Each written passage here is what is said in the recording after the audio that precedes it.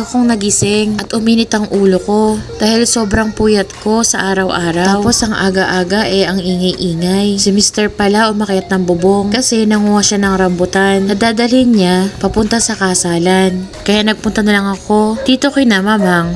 Busy na nga sila sa paghahanda para bukas kasi magsisimula na silang maggaya at ihanda yung mga rekado na gagamitin para sa linggo.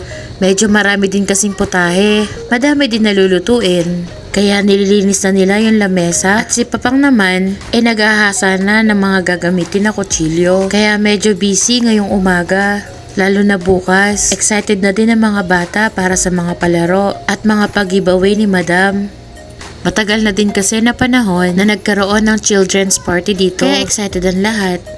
Madami nga na kutsilyo ang nahasa kasi panigurado bukas gamit na gamit sila. Patagal-tagal din na naka-stock lang sila. Patagal din na nagkaroon ng handaan. Kaya sobrang tatalas ng mga kutsilyo na magagamit para bukas. Yung kutsilyo namin ayoko talaga siyang ipahasa kasi panigurado ko yung unang-unang maihiwa yung daliri ko. At dahil matagal na din naka-stock itong lamesa, nilinisan na rin nila para sa paggagayatan at kakainan ng mga manunulungan. O diba, bongga, akala mo naman sobrang dami talaga. Ito nga palang pinsan ko si Kelly. Dito siya nakatira kina mamang. Kasi yung mama niya ay isang OFW sa Taiwan. Kaya parang kapalit na rin namin siya. Kasi dito na din siya nakatira sa amin. Ang lola ko nga pala ang pinaka-busy sa lahat. Lalo na bukas. Siya ang mamamahala sa pagluluto. Dahil siya yung pinakamagaling magluto para sa akin at para sa amin. Kaya nga siguro ako lumaki. Napakasarap kasi niyang magluto. At syempre mag-alaga din.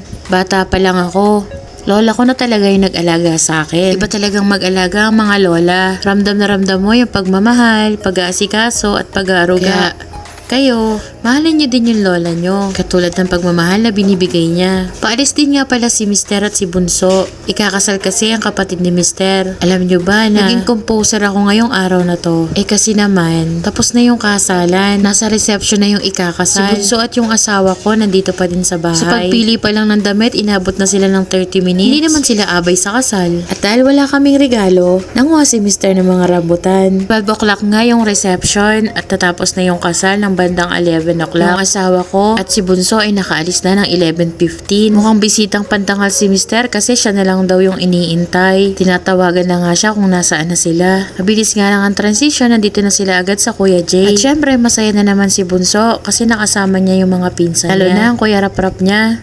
Congratulations nga pala sa bagong kasal. Best wishes. At sana masundan pa ang napakagandang sinakambal. Always put God in the center of your relationship. Let God be your first priority. Making God your focal point by letting Him have the final say in your relationship.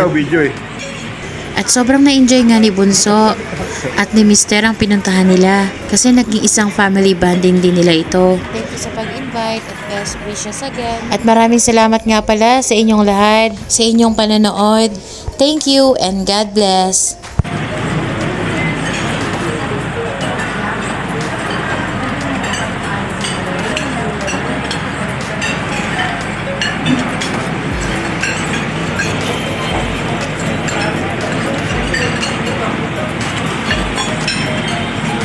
Bata.